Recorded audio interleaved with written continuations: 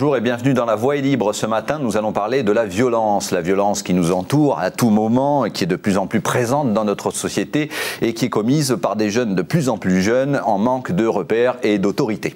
Alors ce que je viens de vous faire là, c'est le discours ultra dominant, celui que vous entendez à peu près partout et dans la bouche de tous les politiques. Eh bien notre invité, Laurent Mukiele, ce matin, démonte ce discours point par point dans son nouveau livre qui s'appelle L'invention de la violence, un titre un peu provocateur.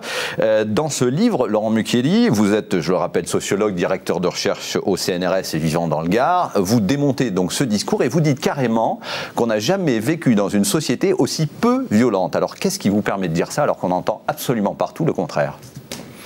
Alors, ce qui me permet de dire ça, c'est depuis une dizaine d'années que je travaille dans ce domaine et qu'avec moi, quantité de chercheurs, sociologues, historiens, statisticiens, il existe en réalité énormément d'enquêtes pour essayer d'objectiver un petit peu l'évolution réelle des comportements violents. Sachant qu'on parle ici des violences interpersonnelles, hein, on ne parle pas des violences d'État, des guerres extérieures, etc.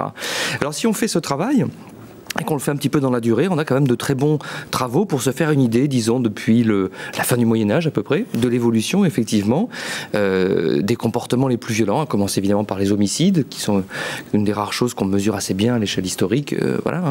Donc, la démarche de recherche, vous voyez, qui est toute simple, c'est de dire, bon, moi, je ne sais pas, je fais attention avec tous les discours, par contre, je prends mon petit cahier, et puis je m'en vais compter les morts, par exemple.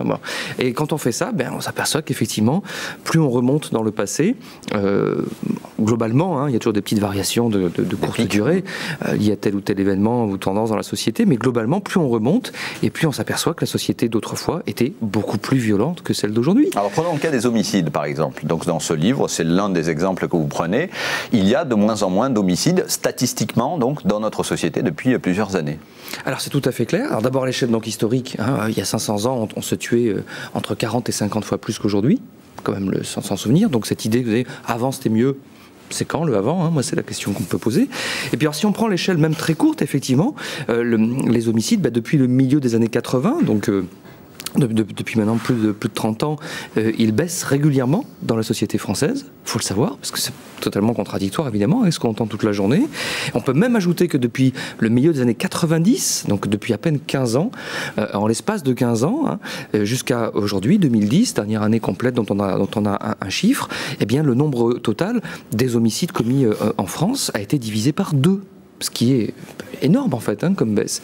Alors ceci est totalement contradictoire évidemment avec ce qu'on entend tous les jours. Et donc on voit bien le problème qu'il y a entre d'un côté, néanmoins, ça fait encore à peu près 800 homicides en 2010. Donc on voit bien qu'il y a 365 jours dans l'année, en gros, on peut en faire 2,5 tous les soirs au journal télévisé de 20h, pour dire les choses, en fait divers.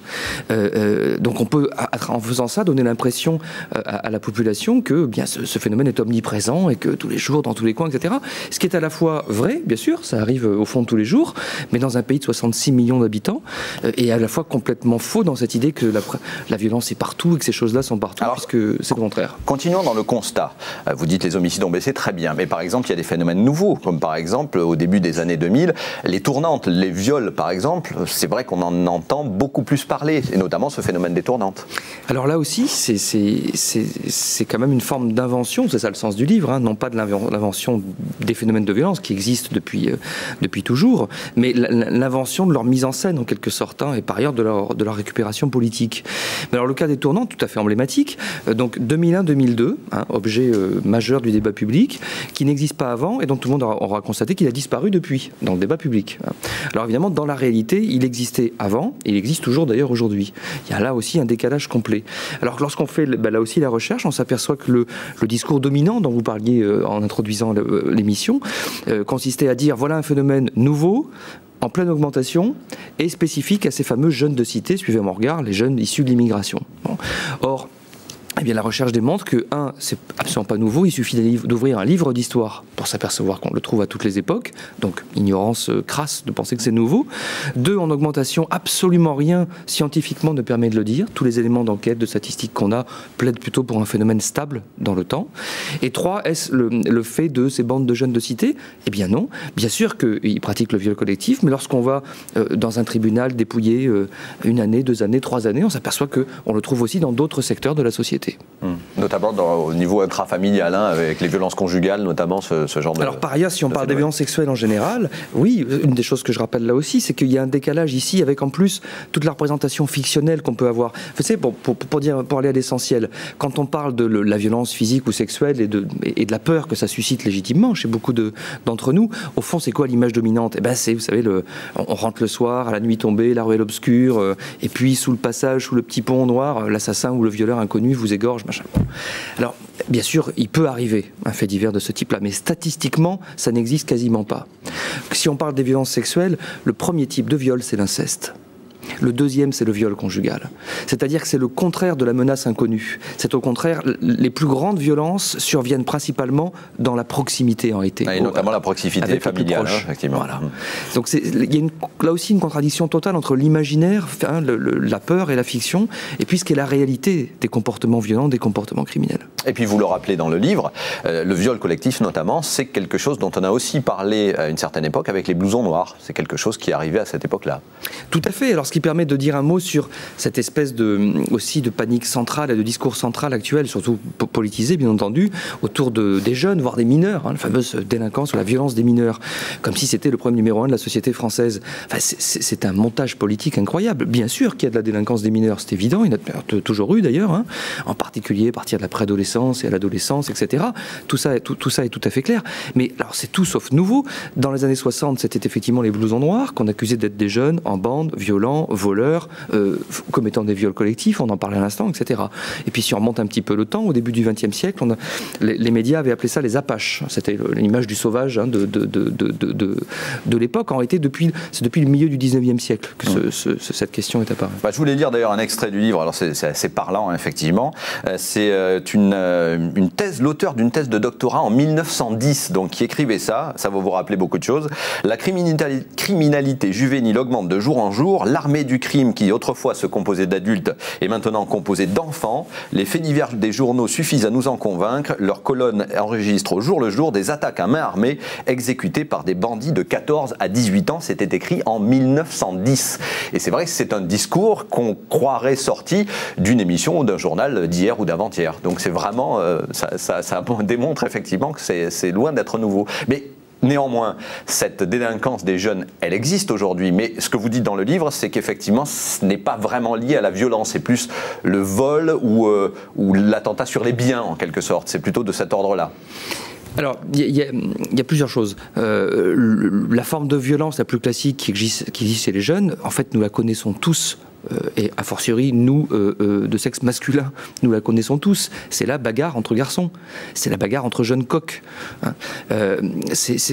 Lorsqu'on fait un sondage, que chacun, y compris de nos auditeurs, peut se rappeler sa propre jeunesse, combien parmi nous, messieurs, ont totalement échappé tout au long de leur jeunesse à ce phénomène, à un moment donné, de devoir, ne serait-ce que par pression, hein, de devoir prouver qu'il est bien un garçon, etc., à cet affrontement. Et se battre à la sortie de l'école, du collège, se battre dans la cour de choses. récréation, se battre à la sortie, etc., pour prouver que machin, ou parce que, comment tu m'as traité, comment t'as parlé de ma copine, comment t'as parlé de mes parents, etc. Ce que les jeunes appellent les embrouilles aujourd'hui. C'est vieux comme la cour de récréation, et c'est vieux comme ces problèmes. Alors, mais évidemment, c'est un excellent exemple pour montrer combien la principale transformation n'est pas le comportement de nos enfants, pour dire les choses, qui font en réalité à peu près le même genre de choses que nous avons fait nous-mêmes à leur âge. Bon, l'environnement technologique a évolué, il y a des téléphones portables que nous n'avions pas quand nous étions enfants, etc. Donc il y a des vols de téléphones que nous n'avions pas, etc. Bon, bien sûr, la société évolue, mais sur le fond, la motivation, les comportements, comment se construisent les jeunes et le rapport à la violence, tout ça est en fait n'a pas fondamentalement évolué. Par contre, ce qui a évolué, c'est toute l'attitude et le comportement des adultes autour de ces jeunes, la société autour des jeunes. Et face à la même bagarre de jeunes coqs, de jeunes collégiens qui s'affrontent pour savoir qui est vraiment un mec, etc., face à ça, en réalité, la même scène il y a 30 ans et aujourd'hui, c'est ce qui se passe après et autour qui a changé. C'est-à-dire que, si je devais simplifier un petit peu les choses, je dirais, il y a encore 30 ans, d'abord déjà dans la cour en question, le surveillant ou l'instituteur qui aperçoit ça ne s'inquiète pas forcément de loin. Oui, il intervient, il sépare et puis ça s'arrête là. Voilà. Hein, il garde un œil pour pas que ça aille trop loin, évidemment, etc. Mais enfin, il n'est pas paniqué à l'idée qu'il y ait quelques jeunes garçons qui se battent entre eux, parce que ça lui paraît, malheureusement, c'est pas un jugement de valeur, hein, que ce soit bien ou pas bien, de toute façon, ça lui paraît relativement commun. Voilà. Et puis c'est tout. Éventuellement, le soir, il le signale aux parents, et puis voilà. Or, qu'est-ce qui se passe aujourd'hui? De plus en plus, pas toujours, hein, mais de plus en plus aujourd'hui. D'abord, rien que dans l'établissement, l'enseignant ou le surveillant qui voit ça, déjà est mis en panique. Déjà lui. Et alors, si en plus il ne se passe rien, ou il ne fait rien, ou il ne sait pas quoi faire, et en plus en plus de chances que le soir en sortant, les parents se saisissent de cette affaire et s'en saisissent pas pour aller simplement discuter, mais éventuellement même aillent jusqu'à directement emmener le gamin porter plainte au commissariat ou à la brigade de gendarmerie. C'est ça qui se passe aujourd'hui. C'est-à-dire que nous sommes dans un processus de judiciarisation, quand même, comme j'essaie d'expliquer dans le livre. Nous sommes de moins en moins capables, nous, adultes, de réguler les petits conflits, les petites violences de la vie quotidienne qui sont liées à la vie sociale. C'est ce que vous dites d'ailleurs, vous dites que la violence étant en baisse, on devient de plus en plus intolérant au moindre acte de violence finalement. Oui, on a du mal à supporter la moindre violence dès qu'elle éclot, que ce soit une bagarre ou même des violences de basse intensité, on va appeler ça comme ça. Tout à fait, c'est le fameux paradoxe de Tocqueville, hein, c'est-à-dire que dans un monde où évidemment on risque réellement d'être tué, etc., du coup toute une série de choses paraissent complètement annexes, tellement le risque est important. Inversement, dans une société comme la nôtre aujourd'hui, qui est sans doute en fait la moins dangereuse que nous ayons jamais connue, du coup effectivement notre seuil de tolérance ou de déclenchement ou de réaction à la violence est beaucoup plus bas. Et donc des choses beaucoup moins graves nous deviennent tout à fait insupportables. Et nous réagissons beaucoup plus vite à ces choses-là. Quelque part, c'est assez fatal, effectivement. Alors, vous parlez aussi dans le livre du fait que la violence devient géographique, c'est-à-dire que dans certains quartiers, et dans la plupart des quartiers d'ailleurs, dans la plupart des zones urbaines, elle baisse. En revanche, elle se concentre dans d'autres. Je vais vous proposer de regarder un reportage que la rédaction de Nîmes a fait cette semaine-là, dans un quartier de Nîmes, et puis on en parle après. Regardez. Moi, je suis désabusée. Moi, je voudrais... Même ce soir, je voudrais même pas coucher là parce que j'en ai ras-le-bol.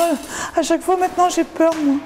Cette habitante de la place Archimède craque. En 2 semaines, c'est le 2e incendie de véhicule dans les sous-sols de son immeuble. Cette fois-ci, c'est une voiture volée qui a pris feu à 2 pas de son garage. Les parkings souterrains sont plongés dans le noir. Les câbles du téléphone, d'internet et de la télévision sont à nouveau détruits. Une épaisse couche de suie recouvre tout. Puis moi, j'ai du matériel de chevaux et tout. Je vous dis pas dans quel état ça va être. Des affaires de camping. Mais celles de chevaux, j'ai même pas regardé. J'ai des cannes, elles sont pourries, regardez-moi ça. Oh là là. Un étage plus haut, le ras-le-bol a gagné une bonne partie des habitants de la place Archimède, souvent des femmes seules ou des familles modestes. Ici, le sentiment d'insécurité grandit au fur et à mesure de la multiplication des incivilités. Je ne dors plus, j'ai le cœur malade et je me fais mauvais sang dès que j'entends les pompiers. Je dis ça y est, c'est les garages. On ne vit plus. Je commençais juste à retrouver un appartement propre. Et ben, c'est bon à recommencer, ça veut dire qu'aujourd'hui on n'a pas le temps d'aller faire d'autres démarches, ne serait-ce que pour aller chercher du travail ou des choses comme ça, ou pour aller faire des choses de la vie courante, quoi. Le bailleur, la société Erelia, a promis de prendre le montant des dégâts en charge. Quant aux habitants, ils réclament des caméras de vidéosurveillance pour décourager les fauteurs de troubles. Sentiment d'insécurité, d'accord, mais c'est vrai que ces incivilités-là existent, Laurent Mukeli. Ces gens souffrent en quelque sorte dans ce quartier-là. Mais bien entendu.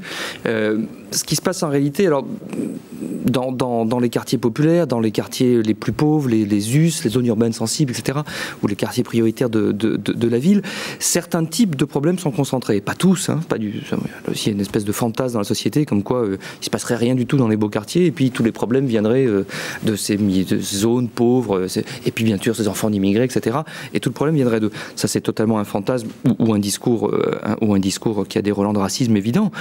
Par contre, il y a des choses qui sont beaucoup plus cachées dans les beaux quartiers qu'elles ne sont, etc. Ça, c'est tout à fait... Voilà, il y a aussi des traitements discriminatoires, puis il y a aussi, on va dire, des milieux aisés où on sait très bien se protéger de l'incursion de la justice. Vous en parlez dans le livre d'ailleurs, hein, la délinquance des pauvres, la délinquance des riches qui est beaucoup plus facilement cachable, on va dire ça comme ça. Cachable, arrangeable, on a toute une série de moyens, de réseaux, etc. Bon.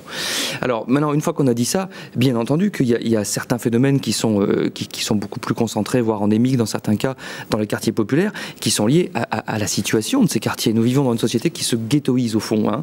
Les gens qui vont de mieux en mieux sont ensemble d'un côté, puis ceux qui vont de plus en plus mal sont regroupés également ensemble de l'autre. autres. Alors, parmi les multiples symptômes de ces malaises, hein, eh bien, il peut y avoir, alors effectivement, toute une série d'incivilités. Il peut y avoir alors on parle d'incendie de voiture dans le reportage. Il peut y avoir plusieurs raisons aux incendies de voiture. Hein. Il peut y avoir des raisons de provocation, de manifestation, une dimension presque de révolte un petit peu, de défi, comme il peut y avoir également par ailleurs des voleurs qui brûlent une voiture pour se débarrasser de la voiture qui a servi. C'était le cas d'ailleurs. Voilà. C'était une voiture volée. Donc ça c'est tout à fait autre chose. Donc c'est pas la même raison. Et puis par ailleurs dans ces quartiers, on a bien entendu des gens. Et on l'a bien vu dans votre reportage, qui ont un sentiment d'insécurité plus fort et plus à vif, hein, et qui donc sont beaucoup plus touchés, atteints par ce genre de faits, qui dans un autre milieu, au fond, on se dépêcherait d'emmener quelqu'un pour nettoyer tout ça, et puis faire comme si ça n'avait pas existé, et puis on n'en parlerait plus. Là, on a des gens qui sont plus fragiles, bien sûr, et les études sur le sentiment d'insécurité que nous faisons par ailleurs montrent bien ça. On voit bien que les personnes âgées, d'abord, ont plus de sentiments d'insécurité que les jeunes, même s'il ne leur est jamais rien arrivé, parce qu'elles se sentent plus vulnérables, plus fragiles. On voit bien aussi que, on parlait des femmes seules, par exemple, également dans votre reportage, également se sentent plus fragiles, plus vulnérables, donc réagissent davantage. Hein. On voit bien également que les personnes qui vivent en situation de précarité économique, toujours pour les mêmes raisons, se sentent plus vulnérables, plus fragiles, et donc le même événement peut prendre des proportions plus grandes pour elles que pour d'autres personnes. Et on voit également, pour parler toujours du même reportage, que les personnes qui habitent dans des quartiers pauvres, qui ont par ailleurs des signes d'abandon, des signes de dégradation, etc., également se sentent plus en fragilité parce que là aussi se sentent plus abandonnés. Et c'est bien aussi ce qui se passe dans notre société. Et tout ça, c'est important de le dire, hein, tout ça, encore une fois, quelle que soit par ailleurs l'expérience réelle d'avoir été victime de quelque chose ou pas. Oui, parce que dans les enquêtes que vous menez, très souvent, c'est ce qu'on lit dans le livre, les gens disent qu'ils ont peur, mais lorsque vous leur demandez est-ce que vous avez été agressé au cours de votre vie, par exemple, beaucoup disent non, jamais. Mais ça ne les empêche pas d'avoir peur. Tout à fait. Bon, en fait, il y a trois niveaux, au fond, de réalité qui sont souvent, malheureusement, confondus dans les discours, soit par ignorance, soit, je pense, dans certains discours politiques, par cynisme, hein, volontairement. Ça, au fond, il y a le niveau, à travers la question, par exemple, Madame, Monsieur, est-ce que vous pensez que la sécurité est un problème important en France? Opinion générale.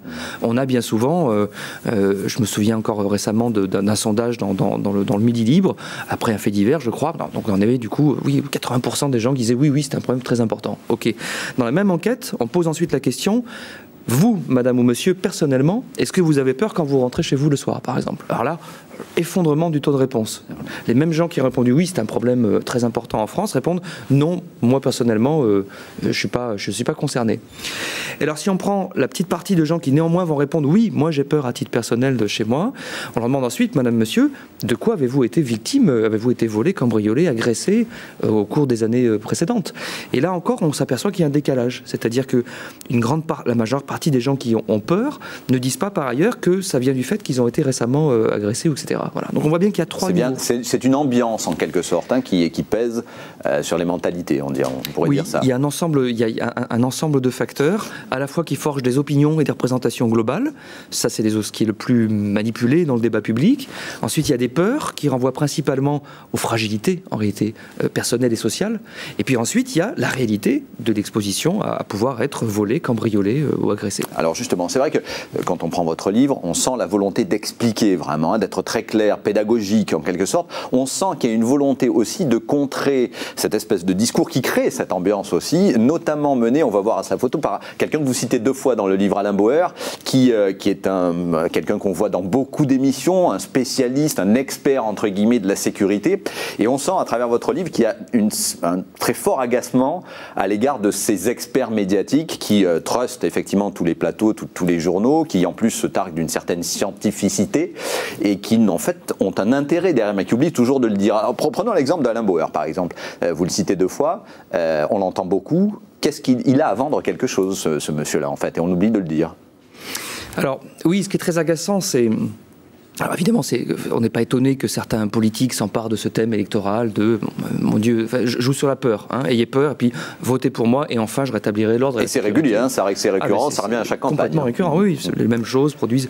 Bon, on n'est pas non plus étonné que, bon, on a déjà parlé un petit peu du traitement médiatique des faits divers, par exemple. Bon, il y aurait d'autres choses à dire sur le traitement médiatique. Mais alors, ce qui est plus étonnant et ce qui est évidemment très agaçant pour quelqu'un qui est dans une position comme la mienne, c'est chercheur au CNRS, hein, le service public de la recherche, fonctionnaire, qui n'a rien à gagner demain matin, ni dans sa carrière, ni en termes de salaire ou quoi, à dire ceci ou cela.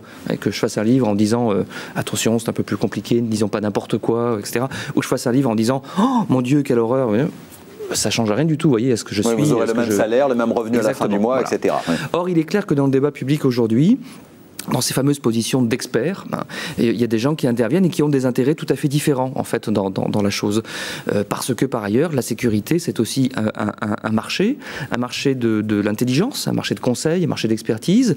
Et puis par ailleurs, c'est un marché de produits, de produits de surveillance. Le fleuron actuellement étant notamment la vidéosurveillance, bien sûr. La caméra de vidéosurveillance. Voilà, ouais. Qui est typique hein, aussi de l'espèce quand même d'irrationalité dans laquelle nous baignons aujourd'hui, hein, puisque globalement, la vidéosurveillance a quelques résultats, mais enfin extrêmement modestes hein, sur les questions de délinquance, qui justifient absolument pas le coût et la généralisation à laquelle nous assistons. Mais donc, derrière ça, il y a effectivement un certain nombre de personnages relais, de gens qui jouent dans le débat public, qui sont extrêmement présents dans les médias, quand même leur siège presque avec leur nom dans certaines émissions de télévision, alors que, bien, prenez le cas d'Alain Bauer, qui est quelqu'un par ailleurs de tout à fait intelligent et respectable, mais c'est quand même mieux quand on rappelle qui sont les gens et d'où ils viennent. Alain Bauer n'est pas... comme je le suis moi, un chercheur au CNRS, par exemple. C'est quelqu'un dont le premier métier était d'ailleurs toujours aujourd'hui, hein, et qu'il est propriétaire d'une société privée de sécurité, qui porte son nom d'ailleurs, AB Associate, qui notamment vend du conseil, de l'expertise auprès des collectivités sur le marché. Donc il a un intérêt à vendre du sentiment d'insécurité, en Alors quelque on peut penser dans certains cas qu'effectivement, il vaut mieux pour lui tenir un propos plutôt alarmiste que de dire mais non, les choses vont pas si mal que ça, et c'est pas là que sont les vrais problème, essayez plutôt de renforcer, d'agir sur les fragilités de votre population. Bon, on peut penser que c'est pas effectivement son intérêt de dire ça. De même que, même chose par exemple pour les caméras de vidéosurveillance. Hein, si vous expliquez que le principal problème, c'est le sentiment d'insécurité, c'est l'absence de relations grandissantes, l'anonymat de la vie sociale, et qu'il vaudrait mieux donc essayer de jouer plutôt sur les solidarités entre les gens, etc. C'est plus compliqué, c'est moins immédiat, c'est plus lourd à mettre en place, donc bien entendu. Ça tue le business, hein, quelque part. Voilà, quelque sorte. Mais quand même, alors là on a parlé d'Alain Bauer, mais ça n'est pas le seul, ce discours-là, que ce soit les Zemmour, les Ménard, les Finkielkraut, enfin on entend ça en permanence, c'est un discours qui est repris, et qui plus est repris au niveau politique. Alors c'est quoi l'intérêt pour ces gens-là, pour tout cela, de reprendre cette ritournelle en permanence finalement ? Bon, alors il y a plusieurs niveaux. Encore une fois, je mets à part les politiciens, hein, dont le discours de la peur est un fonds de commerce. Depuis le 19e, ça fonctionne comme ça. Encore une fois, hein, c'est le désordre, c'est l'insécurité, c'est la chienlit, disait le général, etc. Votez pour moi, je rétablirai l'ordre. Voilà. Bon, ma foi, si des gens, après ça, chacun est libre de tomber ou pas dans le panneau, c'est pas le souci. Hein. Par contre, ce qui est certain, c'est que derrière cela, il y a aussi un courant d'opinion, illustré notamment par un certain nombre d'intellectuels connus que vous avez cités, alors qui illustre aussi, à mon avis, un effet générationnel et un effet de mode intellectuel. On assiste aussi au retour d'une certains courants de pensée décadentiste. Hein, vous savez, le thème le déclin de la France, la décadence, voilà, la perte des valeurs, la perte des valeurs, la République en danger, etc. etc. Bon. Et on voit bien comment, oui, c'est un courant de la vie intellectuelle. À mon avis, il y a un phénomène de génération aussi. Hein, je pense qu'il y a des effets à la fois de cohorte et de génération, on dirait, c'est-à-dire c'est un effet d'époque. Bon, voilà, c'est la mode, tout le monde dit ça aujourd'hui. C'est tout à fait la mode. Ce sont les mêmes personnes qui, souvent, il y a 30 30 ans, dans l'après-mai 68, étaient au contraire dans des discours radicalement différents. Ce sont les mêmes. C'est pour ça que je dis que c'est peut-être un effet aussi de mode, de vieillissement. Mais eux, ils ont des relais politiques, c'est ça la différence. Lorsqu'on lit votre livre qui est très clair, très carré, très argumenté, il y a un problème quoi de connexion avec le monde politique du côté des chercheurs finalement? Parce que ce livre-là, lorsque vous le lisez, bon, vous vous dites oui, effectivement, il faut prendre les choses totalement à l'inverse, quoi. Reprendre toute la politique sociale et de sécurité de A jusqu'à Z. Est-ce que vous avez des relais, vous, au niveau politique, pour vous faire entendre, quoi, vous faire comprendre? Il faut bien dire qu'ils sont très très faibles, c'est une partie du problème. Hein. Le seul relais que nous avons, c'est lorsque nous faisons la démarche d'essayer de rendre le plus lisible et disponible notre travail. Comme c'est le cas avec ce livre d'ailleurs. Comme j'essaye de le faire là, d'intéresser des journalistes comme vous, c'est le meilleur relais que nous avons. Je vais prendre un exemple de ça pour que ce soit bien parlant pour les gens qui nous regardent. Lorsque j'étais encore en région parisienne, donc j'ai travaillé pendant une douzaine d'années dans le plus gros laboratoire français sur ces questions, et je l'ai même dirigé pendant 6 ans. 5 fois par an, nous faisions un gros rapport de recherche sur une question, donc toujours censée être dans les priorités, la sécurité, la justice, tout ça. Donc 5 par an, je dirigeais pendant 6 ans. Donc à 30 reprises, j'ai envoyé au cabinet ministériel des rapports accompagnés de lettres expliquant, pour montrer ce qu'on faisait. Et en 6 ans, je n'ai jamais eu un retour, un coup de fil me disant « ça nous intéresse, venez nous en parler, ça va nous aider à travailler », tout ça.